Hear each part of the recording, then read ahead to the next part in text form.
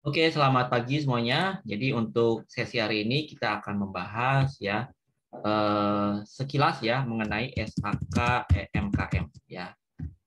Entitas mikro, kecil dan menengah. Entitas mikro, kecil dan menengah ya.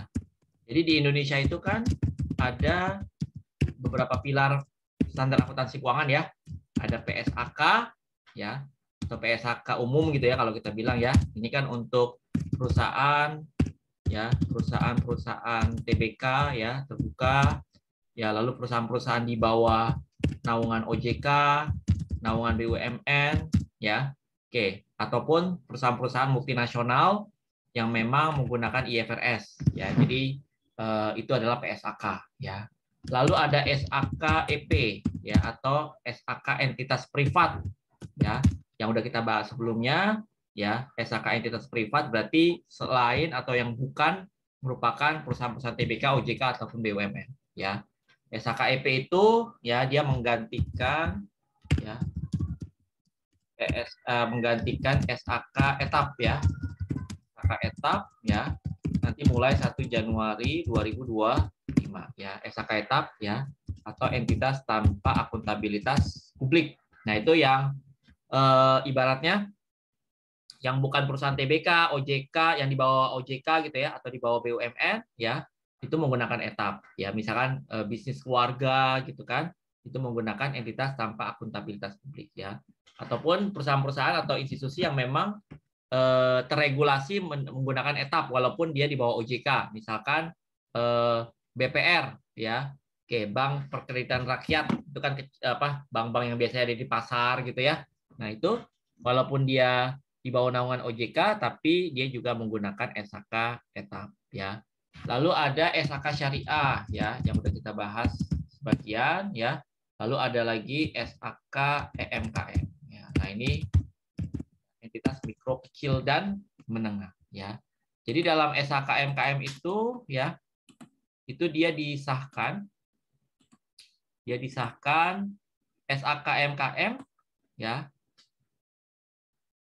disahkan oleh DSAK IAI tanggal 24 Oktober tahun 2016 ya. Dia disahkan tahun 2016 ya. Oke, lalu apalagi di sini SAK MKM itu ya, apa sih bedanya dengan etap gitu kan? Oke. Entitas mikro, kecil dan menengah adalah entitas tanpa akuntabilitas publik yang signifikan, sebagaimana didefinisikan dalam SAK etap ya. Jadi dia sama ya, dia tidak memiliki akuntabilitas publik ya, sebagaimana didefinisikan dalam SAK etap yang memenuhi definisi dan kriteria usaha mikro, kecil dan menengah sebagaimana diatur dalam peraturan perundang-undangan yang berlaku di Indonesia. Jadi untuk menentukan apakah dia adalah EMKM ya, itu kita melihat ke peraturan perundang-undangan ya, di mana setidaknya selama 2 tahun berturut-turut dia memenuhi kriteria ya. Nah, kalau kita lihat di peraturan perundang-undangannya ya, misalkan kriteria EMKM itu seperti apa? Kriteria UMKM selanjutnya terletak pada kriteria modal usaha sebagaimana diatur dalam PP 7 tahun 2021 tentang kemudahan, perlindungan, pemberdayaan, koperasi dan usaha mikro, kecil dan menengah, yaitu sebagai berikut ya.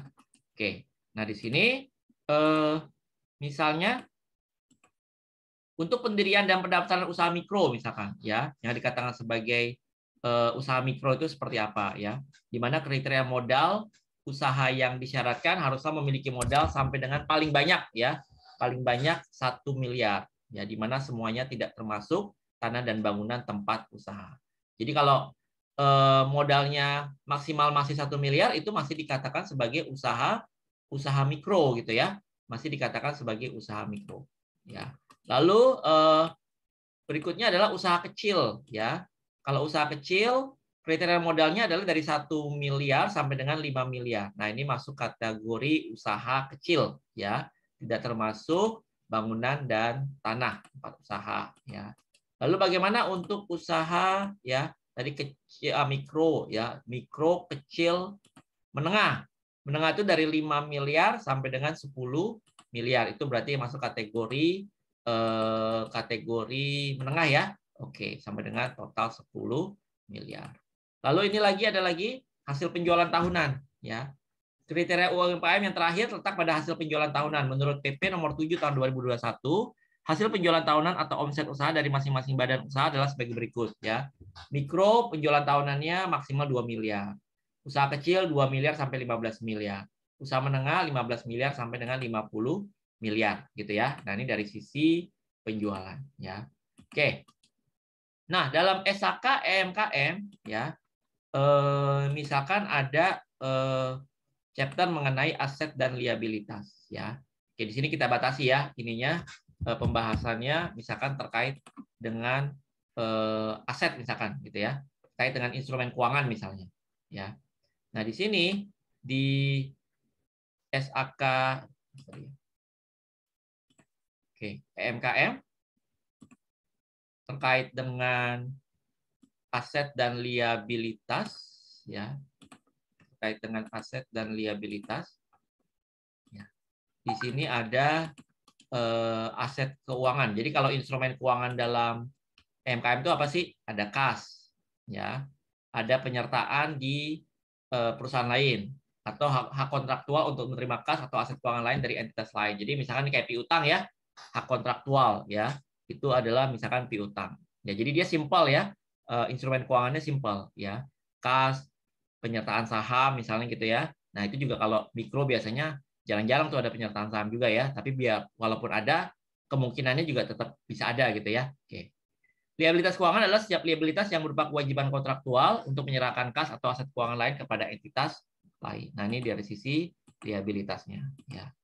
Contoh ya, aset dan liabilitas. Nah, dia simpel lah kalau EMKM ya. Oke, piutang dan utang, pinjaman yang diberikan atau diterima, investasi pada instrumen utang, contohnya misalkan dia punya obligasi ya, atau instrumen pada instrumen ekuitas ya, saham perusahaan yang diperdagangkan di bursa efek ya, dia punya penyertaan juga dalam bentuk saham ya. Oke. Lalu berikutnya ya, terkait dengan biaya perolehan ya. Biaya perolehan aset dan liabilitas keuangan diukur pada harga transaksi, transaction price. Contoh harga transaksi aset keuangan sebagai berikut. Untuk pinjaman sebesar jumlah pinjaman. Jadi nggak perlu ibaratnya sebesar jumlah pinjaman. Jadi biasanya nggak perlu di diskonto gitu ya. Oke. Dan nggak perlu kayak di present value kan segala macam gitu ya. Untuk piutang harga transaksi adalah sebesar jumlah tagihan. Untuk investasi pada instrumen ekuitas ya, harga transaksi adalah sebesar imbalan yang diberikan ya. Contoh kas yang dibayarkan untuk memperoleh investasi dalam bentuk saham perusahaan publik. Ya, berapa nilai yang dia keluarkan untuk membeli saham ataupun obligasi ya. Oke, kalau ada biaya transaksi ya, transaksi cost adalah biaya yang terkait langsung dengan perolehan aset dan liabilitas. Biaya transaksi diakui sebagai beban dalam laporan, jadi langsung diakui sebagai beban. Misalnya entitas menerima pinjaman dari bank dan sebagai syarat untuk memperoleh pinjaman tersebut bank membayarkan biaya tertentu gitu ya. Misalnya ada provisi. Kita minjem 100 juta dibebanin biaya misalkan gitu ya di awal. Nah, itu langsung dianggap sebagai beban ya kalau EMKM. Jadi dia lebih simpel. Tapi kalau yang SHK umum kan itu nanti harus diamortisasi gitu ya. Jadi ibaratnya itu akan ada amortisasi menggunakan suku bunga efektif ya. Lalu pada akhir periode ya, jika ada penurunan nilai ya, entitas tidak mengakui penurunan nilai aset keuangan. Namun entitas yang berada dalam pengawasan otoritas bidang jasa keuangan dapat mengakui penyisian atas pinjaman yang diberikan. Ya, jadi nggak perlu melakukan kayak impairment lah ya, penurunan nilai seperti dalam PSHK 48. Ya, tapi kalau misalkan dia BPR, dia tetap harus menghitung yang namanya penyisian piutang tak tertagih ya. Oke, ini dari sisi instrumen keuangan ya. Lalu EMKM juga tidak perlu mengakui provisi dan liabilitas kontingen ya. Nggak perlu ada provision ya. Misalkan kayak waktu kita belajar mengenai provisi garansi misalkan gitu ya, itu tidak perlu. Namun entitas dapat mengungkapkan adanya provisi dan liabilitas kontingensi jika material. Entitas juga tidak diperkenankan untuk mengakui aset kontingensi sebagai aset. Jadi sebenarnya kalau kita belajar akuntansi, kita belajarnya yang PSHK lah gitu ya. Jangan belajar khusus MKM, karena kalau belajar yang PSHK, otomatis MKM pasti paham ya, karena dia pasti lebih simple, karena dia lebih sederhana. Ya. Jadi kalau untuk tujuan belajar, ya jangan MKM dulu yang dipelajari gitu ya. Belajarnya yang PSHK dulu ya. Gitu. Modal yang disetor oleh pemilik dana berupa kas atau secara kas atau aset dicatat sesuai dengan peraturan perundangan yang berlaku ya. Misalkan dia nyerahin gedung atau tanah gitu ya sebagai modal saham, nah itu ya sesuai dengan berapa nilai yang diserahkan, ya nilai wajarnya. Untuk entitas yang berbentuk PT, pos tambahan modal setor disajikan untuk setiap kelebihan setor modal atas nilai nominal saham. Ya, oke, jadi ada tambahan modal di setor. Itu adalah setiap kelebihan setoran modal di atas nominal saham. Misalkan modal sahamnya 1 juta, tapi setorannya 1.200.000. Nah, berarti 1 jutanya ke modal saham, 200-nya ke tambahan modal di setor. Ya. Nah, lalu terkait dengan SHK-MKM terkait dengan misalkan pendapatan, ya. Bagaimana cara dia mengakui pendapatan, ya. Ya, as simple as pengakuan, ya, misalkan pada saat penjualan. Nah, itulah SHK-MKM, ya. Pendapatan diakui ketika terdapat hak atas pembayaran yang diterima atau yang masih harus diterima, baik pada masa sekarang atau masa depan. Dalam kondisi jumlah arus kas yang masih harus diterima tidak dapat diukur secara andal, ya, waktu penerimaannya, maka pendapatan diakui pada saat kas diterima dengan memperhatikan ketentuan dalam paragraf 14A. Ya. Oke, jadi intinya di sini pendapatan diakui terdapat hak atas pembayaran yang dapat terima. Jadi intinya adalah ketika jasa atau barang sudah diberikan lah ibaratnya gitu ya, bisa dia mengakui pendapatan. Ya. Dalam kondisi jumlah arus kas yang masih harus diterima tidak dapat diukur, ya, dan atau waktu penerimaannya tidak dapat dipastikan, maka pendapatan diakui pada saat kas diterima dengan memperhatikan ketentuan dalam paragraf 14.4a. Ya, nanti kita lihat paragraf 14.4a itu isinya apa sih, gitu ya. Oke.